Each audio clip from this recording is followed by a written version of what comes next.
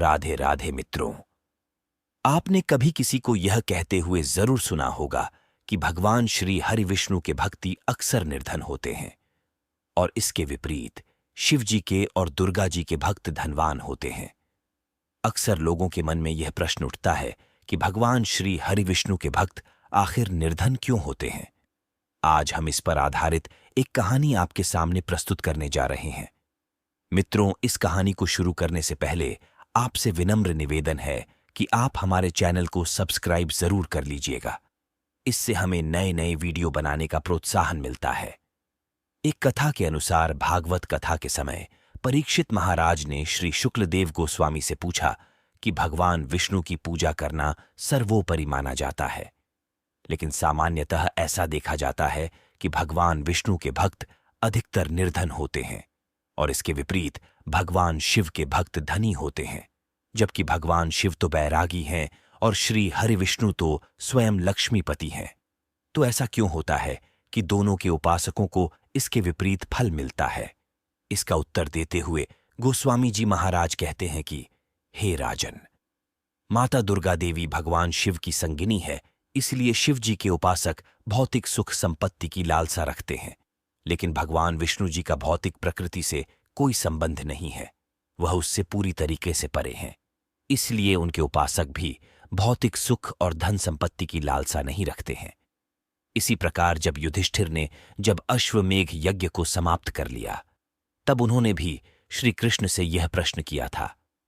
इसके जवाब में श्री कृष्ण ने कहा कि जब मैं किसी व्यक्ति पर अपनी विशेष कृपा करता हूं तो मैं उससे सारी भौतिक सुख सुविधा छीन लेता हूं और वह निर्धन हो जाता है और उसके संबंधी भी उससे घृणा करने लगते हैं। अंत में वह मेरी शरण में आ जाता है और उसे इस बात का ज्ञान हो जाता है कि मेरे अतिरिक्त इस जगत में कोई भी सुख नहीं है और कोई भी मेरे अतिरिक्त अपना नहीं है। मैं सृष्टि के प्रत्येक जीव का परम हितैषी हूं और मैं किसी भी जीव को वरदान देने से पहले मैं यह सुनिश्चित जरूर कर लेने से लेता हूं कि क्या उसको वरदान देने से उस जीव का कल्याण होगा कि नहीं।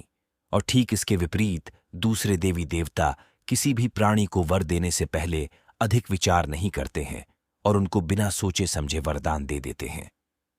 बिना सोचे समझे वरदान दे देने के कारण कई बार उनको गौर कष्टों का भी सामना करना पड़ता है। ऐसे ही एक रोचक कथा हम आपके सामने प्रस्तुत कर हैं। एक समय एक वृक नाम का असुर था। वृक के मन में तीनों लोकों को जीतने की इच्छा प्रकट हुई। वृक ने एक बहुत ही कठिन तपस्या का निर्णय किया, लेकिन उसको समझ में नहीं आ रहा था कि आखिर किसकी पूजा की जाए। एक दिन उस राक्षस की भेंट नारद मुनि से हुई। तब उसने नारद मुनि से पूछा कि कृपया मुझे बताइए, इस सृष्टि में शीघ्र अति शीघ्र प्रसन्न होने वाले देवता कौन से हैं? मैं उसे प्रसन्न करना चाहता हूं। तब नारद मुनि ने कहा कि इस सृष्टि में केवल भोलेनाथ ही है जो अति शीघ्र प्रसन्न हो जाते हैं और मनचाहा वर देते हैं। रावण ने भी उनकी आराधना करके मनचाहा वरदान प्राप्त किया था। वृकासुर यह सुनकर बहुत प्रसन्न हुआ और उसने अतिशीघ्र पहाड़ों पर जाकर के भगवान शिव की आराधना को शुरू कर दिया। राक्षस केदारनाथ पहुंचकर वहां उसने भगवान शिव की आराधना शुरू की। इसके लिए उसने एक अग्नि कुंड बनाया जिसमें उसने अपने शरीर का मांस काटकर डालना शुरू कर दिया। एक हफ्ते इस प्रकार करने के बाद भी भगवान शिव ने उसको दर्शन नहीं दिए। तब उसने अपना सिर काटने का निर्णय किया। सरोवर में स्नान करने के बाद अपने सर को काटने की तैयारी करने लगा। ये देख करके भगवान शिव को उस पर दया आ गई। उन्होंने उससे प्रसन्न होकर अतिशीघ्र अपने दर्शन दिए। जैसे ही भगवान शिव ने अपना हाथ उसके सिर पर रखा, वैसे ही उसका शरीर पूरा पहले की तरह हो गया। उसके कटे हुए अंग फिर से जुड़ गए, वह पहले की तरह हो गया। तब शिव जी ने उस राक्षस से पूछा कि तुम इस प्रकार अपने शरीर को कष्ट क्यों दे रहे हो? तुम्हें जो वरदान चाहिए तुम मुझसे मांग सकते हो, मैं तुम्हारी सारी इच्छाएं पूर्ण करूंगा। तब उस राक्षस ने भोलेनाथ से कहा कि हे प्रभु, अगर आप मेरी तपस्या से प्रसन्न है तो मुझे यह वरदान दीजिए कि मैं जिस किसी के सिर पर हाथ रखूं उसे सर के टुकड़े टुकड़े हो जाए और उसकी तुरंत ही मृत्यु हो जाए। भगवान शिव अत्यंत दयालु होने के कारण उन्होंने बिना सोचे समझे उसको यह वरदान दे दिया। उन्हें इस बात का जरा भी अनुमान नहीं था कि अब वह राक्षस इस वरदान का क्या उपयोग करेगा। भगवान शिव से वरदान प्राप्त करने के बाद वृकासुर बहुत ही ज्यादा घमंडी और राक्षसी प्रवृत्ति का हो गया। जब उस राक्षस ने माता पार्वती को देखा तब उसने सोचा कि यह तो बहुत ही सुंदर है, इससे ज्यादा इस संसार में कोई सुंदर नहीं हो सकता। क्यों ना मैं इस वरदान को भगवान शिव पर ही प्रयोग करूं और भगवान शिव को मारने के बाद मैं देवी पार्वती से विवाह कर लूंगा। यह सोचकर वह राक्षस भगवान शिव के सर पर हाथ रखने के लिए उनके पीछे दौड़ पड़ा। राक्षस को अपनी तरफ आते हुए देख भगवान शिव इतने भयभीत हो गए कि तीनों लोक में दौड़ लगाने लगे और अपनी रक्षा के लिए पुकार लगाने लगे। लेकिन कोई भी उनकी रक्षा के लिए आगे ना आया, क्योंकि सभी को उस राक्षस से डर लगने लगा था। भगवान शिव अंततः भगवान विष्णु की शरण में जाते हैं और उनसे अपनी रक्षा की याचना करते हैं। शिव की रक्षा करने के लिए भगवान विष्णु ने एक ब्रह्मचारी साधु का वेश बनाया और राक्षस के सम्मुख आकर और उस राक्षस को ललकारते हुए कहा कि है शकुनी पुत्र, मैं देख रहा हूं कि तुम ब्रह्मांड भर में दौड़ रहे हो और अत्यंत थक गए हो। तुम मुझे बताओ कि आखिर बात क्या है? क्यों तुम ऐसा कर रहे हो? शायद मैं तुम्हारी कुछ सहायता कर सकूं। राक्षस ने भी उनकी मीठी बातों पर अति शीघ्र विश्वास कर लिया और श्री हरि विष्णु को सारी बात बता दी।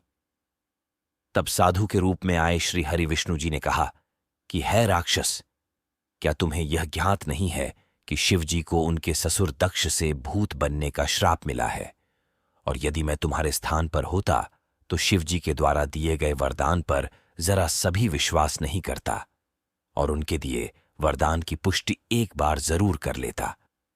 साधु की मीठी बात सुनकर के राक्षस को भी उन पर विश्वास हो गया।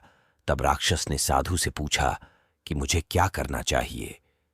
तब श्री हरि विष्णु ने कहा कि तुम्हें शिव जी के दिए वरदान की परीक्षा लेनी चाहिए। यह वरदान का उपयोग तुम्हें खुद पर कर लेना चाहिए। तुम्हें अपने ही सर पर हाथ रख करके इस वरदान की पुष्टि कर लेनी चाहिए, और अगर यह वरदान झूठा निकला तब तुम उसे झूठे शिव को ऐसा दंड देना कि वह भविष्य तक इस दंड को याद रखें। अब होना क्या था? राक्षस भगवान विष्णु के इस माया जाल में फंस गया और उनकी बात मान करके अपने ही सर पर हाथ रख लिया, और देखते ही देखते उसकी खोपड़ी के चीथड़े गए और अति शीघ्र भूमि पर गिर गया और मृत्यु को प्राप्त हुआ। और सभी देवी देवता फूलों की वर्षा करने लगे और सभी श्री हरि विष्णु की प्रशंसा करने लगे। एक बार पुनः भगवान विष्णु ने अपनी भक्त वत्सलता को स्थापित कर लिया था। तब श्री हरि विष्णु ने कहा कि यह दुष्ट राक्षस अपने ही पापों के नीचे दबकर मृत्यु को प्राप्त हो गया है। कोई भी व्यक्ति घोर पाप करने के बाद पुण्य को परिणाम स्वरूप प्राप्त नहीं कर सकता है। ये थी आज की विशेष श्रीमद् भागवत कथा। उससे यह सिद्ध होता है कि वैष्णव के प्रति किए गए अपराध के लिए स्वयं भगवान भी हमें क्षमा नहीं कर सकते। इसलिए वैष्णव के साथ व्यवहार करने में हमें बहुत ही सावधान रहना चाहिए, क्योंकि उनकी ही कृपा से हम सभी प्रकार के अच्छे मार्गों में प्रगति कर सकते हैं और उनके प्रति अपराध करने से हमारा निश्चित पतन हो सकता है। उम्मीद है आपको हमारे द्वारा बताई गई ये जानकारी पसंद आई होगी। आपसे निवेदन है कि हमारे चैनल को सब्सक्राइब जरूर कर लीजिएगा।